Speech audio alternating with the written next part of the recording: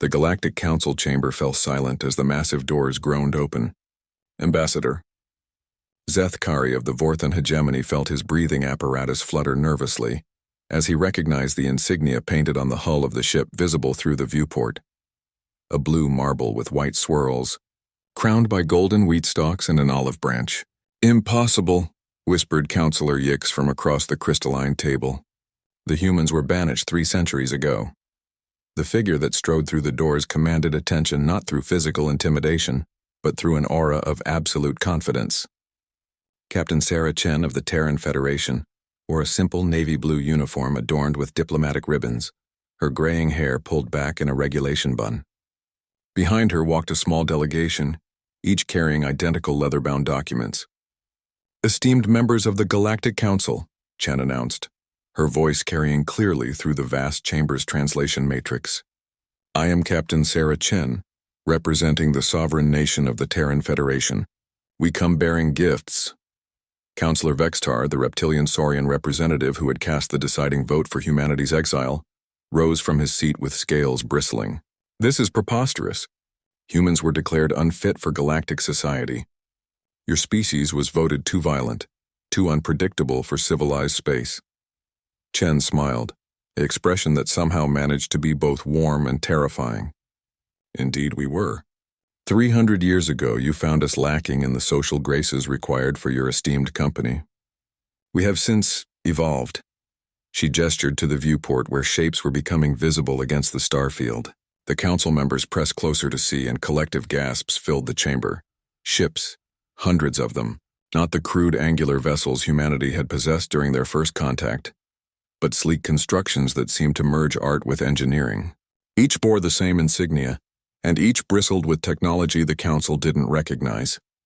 You return with an armada to threaten us? Zeth Kari demanded, his translator crackling with indignation. Quite the opposite, Chen replied, setting her leather document on the central table. We return with a gift, the most precious thing our species has ever created. Not weapons, not threats, but something far more powerful. She opened the document, revealing pages covered in neat text printed on what appeared to be actual paper, a material most council species had abandoned millennia ago in favor of digital storage. Behold the Constitution of the Terran Federation. When you banished us, you claimed we were too chaotic, too individualistic to function in galactic society. You said our tendency toward independent thought and our refusal to conform to hierarchical structures made us dangerous. The council members exchanged nervous glances. These had indeed been the charges leveled against humanity during the infamous trial of species 3 centuries prior. Chen continued, and so we took your criticism to heart. We went back to our little blue world and asked ourselves, how do we channel our chaotic nature into something constructive? How do we maintain our individualism while creating unity? How do we preserve our tendency to question authority while building a society that functions? She gestured to her delegation. The answer took us 2 centuries to perfect. We created a system of government based not on the dominance of the strong over the weak, not on the wisdom of ancient bloodlines, but on a simple principle. That power derives from the consent of the governed. Counselor Yix scoffed. Impossible. No advanced civilization can function with such primitive concepts. The masses cannot govern themselves. And yet, Chen said, here we are. In the 300 years since our exile, we have colonized 4 star systems, established permanent peace with 3 previously hostile alien species you deemed impossible to negotiate with, and built a society where individual liberty and collective responsibility coexist. She opened the Constitution to a specific page.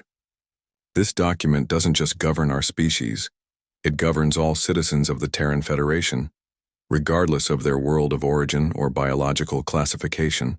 We have Andromedans serving in our Senate, Rigelian colonies that chose to join us, and even a small population of reformed Saurians who prefer our system to your more traditional approaches. Vextar's scales darkened. You dare suggest our governance is inferior? I suggest nothing, Chen replied calmly. I merely observe. In the 3 centuries since our exile, how many wars has the Council prevented? How many species have you uplifted from poverty? How many times have you had to resort to force to maintain order? The chamber fell uncomfortably quiet. The Council's record on these matters was less than stellar. We offer you a choice, Chen continued. You can continue as you always have, ruling through decree and maintaining order through fear. Or, she placed her hand on the Constitution. You can learn from the species you once deemed unfit for civilization. We're not here to conquer or to threaten. We're here to invite you to join something better, a federation where member worlds retain their sovereignty, but agree to principles of mutual respect, individual liberty, and collective defense. And if we refuse? Zethkari asked. Chen's smile returned. Then we leave and you continue as you always have. But understand this, we are no longer the primitive species you banished. We have grown, adapted, and evolved. The galaxy is vast and there are many worlds that might appreciate an alternative to your traditional methods. She closed the Constitution and stepped back. You have one standard galactic cycle to consider our proposal. We'll be waiting at the edge of the system. As the human delegation turned to leave, Chen paused at the doorway. Oh, and counselors? That armada you're so concerned about? It's not a threat, it's a rescue fleet. We've been monitoring distress calls from the Outer Rim territories that you've been unable to address. Consider it a demonstration of our commitment to the principles in that document.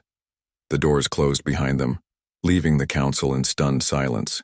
Through the viewport, they watched the human fleet begin moving toward the Outer Rim, not in formation for battle, but spread wide in a search pattern. Counselor Yix was the first to speak. Perhaps we should read this Constitution. Outside, Captain Chen smiled as her fleet began its humanitarian mission. Humanity had been banished for being too chaotic, too individualistic, too questioning of authority. They had returned to prove that sometimes those very qualities were exactly what the galaxy needed.